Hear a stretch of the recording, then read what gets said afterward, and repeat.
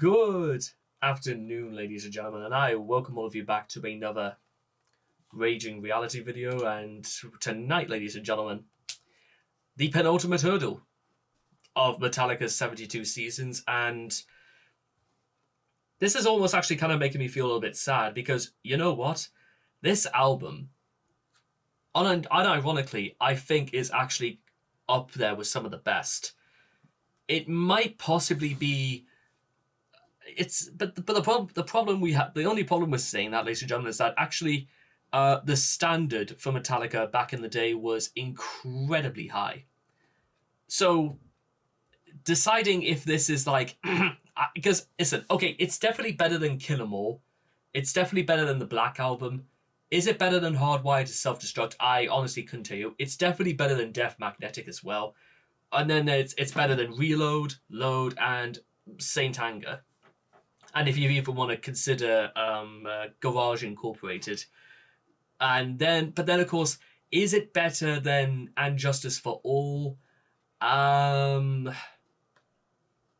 It might be. That's hard because I definitely don't think it's better than Ride the Lightning or Master of Puppets, because I think those two albums, not just Metallica at their very best, but I think it's almost thrash metal at its very best. I say that, but then again, there's a lot of things like Slayer and Megadeth and Overkill that even from this period I still need to catch up on. But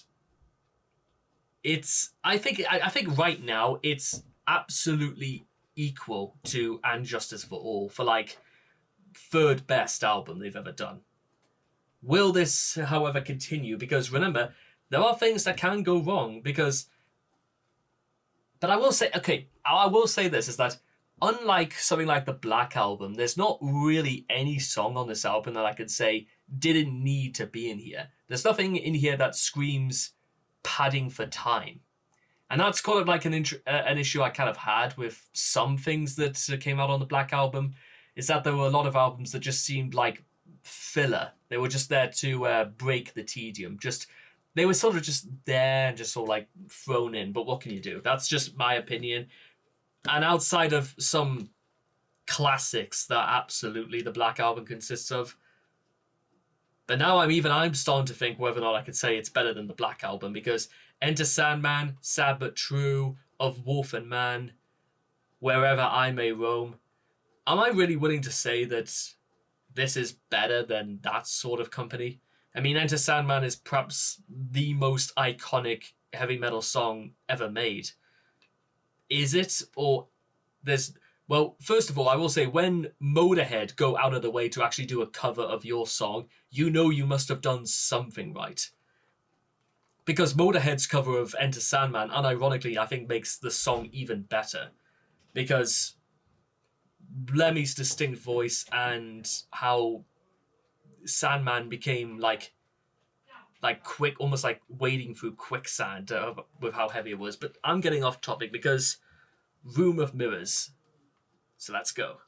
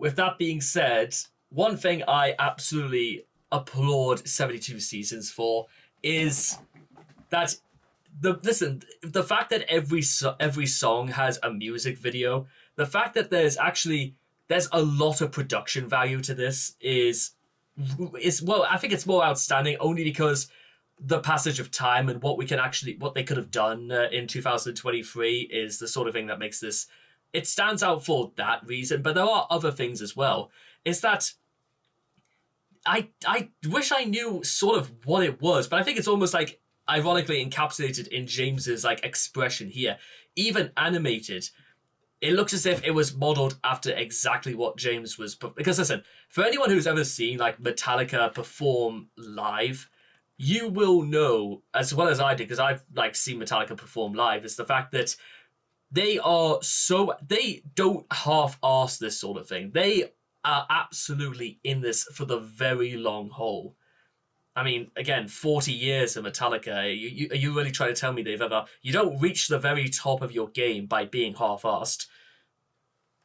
And what I will say is, again, it looks as if James is, even at the tender age of 61, I believe, he is still absolutely, like, he has got the entire world, like, written in his face, and he is screaming his lungs out. And it's that level of, like, devotion and passion that is still alive, not just in James's face, but in Lars and Roberts and Kirk.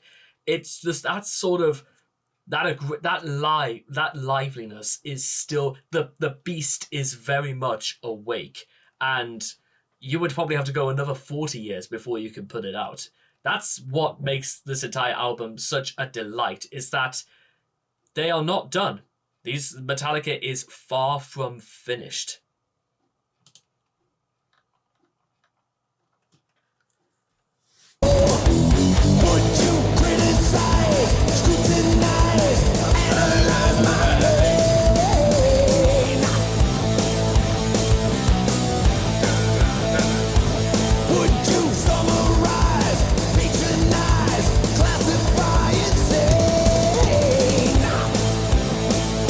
So I stand here before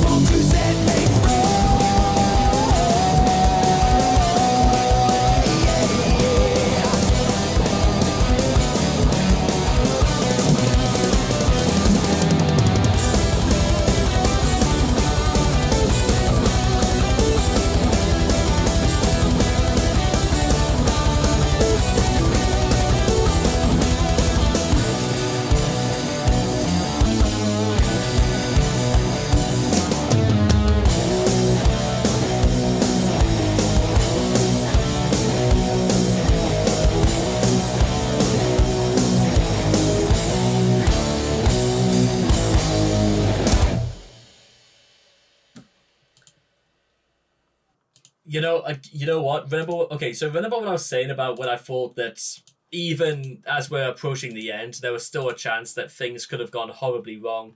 I'm absolutely okay. I take that back because literally, it is this album. I mean, well, first let's get to Room of Mirrors. Room of Mirrors is like it is an app. There were so many things in this that are not only like callbacks to a lot of Metallica's early work, but they do enough just so that there's actually so much more that is absolutely their thing, or it's a different take on their thing. It's probably not as like maybe deep, maybe in some ways compared to Welcome Home Sanitarium, but I think it's got that sort of hallmark badass as a song about lunacy that you would hear in Frayed Ends of Sanity. The only way they could have absolutely have made that apparent is if it literally ended with, "Oh, please won't you set me free, hear them calling me." That's the only way they could, because, oh god, because now I'm in two minds about whether or not I think this is better than Frayed Ends of Sanity, because Frayed Ends of Sanity is fucking awesome. I will not hear anybody say it isn't. But this is really, really cool as well, because in Frayed Ends of Sanity, it goes from a guy who's just going insane and just thinks that literally, well, it's almost like bordering on talking about schizophrenia. In Room of Mirrors, they're talking about literally you being your own worst enemy, being surrounded by absolutely nothing but reflections of yourself. And you hear him literally having this conversation with himself. Would you criticize, scrutinize, ostracize my pain? He's asking himself, would you tell me what the right answers are? He's trying to turn to himself about knowing what to do. And all he's doing is basically just repeating the same points over and over again.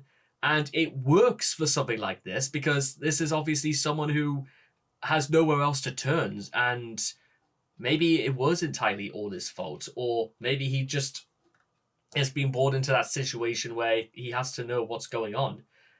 In a mirrored room, talking to myself, and the voice is pushing back.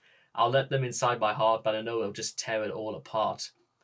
It's, yeah, in a mirrored room, just a simple man, naked, broken, beaten, scarred. What do I really know? That fear of letting go. Is he prepared to move on with his life? Is he going to actually listen to his own advice? Because, and I'll just say this again, ladies and gentlemen, that we know what that situation is like too, when we have to confront ourselves. It's a song about self-confrontation at the end of the day, and it's probably something that Metallica have had to do as well. It's something that I've had to do. It's something that we've all had to do without really thinking about it. And the more I think about it, it's actually really, really cool and actually quite of a tender thing. The fact that Metallica are sort of going through all this sort of aspects of trauma, of neglect, of the lingering after effects. I mean, what happens afterwards? That and they've even construed like the entire album to reflect this, which is really kind of nice, actually, the more I think about it. It's the sort of thing that actually, to be honest, I know it's probably not the first time it's been done, but Metallica have basically made the entire album about this. And I couldn't think of basically a better group to possibly do this sort of idea. And there's still just one more song to go. So what exactly is it going to be about? Is it going to be a sense of finality, or maybe perhaps the indication is that the conflict continues? You know what this album is, ladies and gentlemen? I think this is going to be a very controversial opinion. This is The Wall. This is Pink Floyd's The Wall, if it was made by Metallica. That's what this album is. It is Metallica's The Wall. And I'll look forward to all of you guys again as we continue and end 72 seasons. Take care, and bye-bye for now.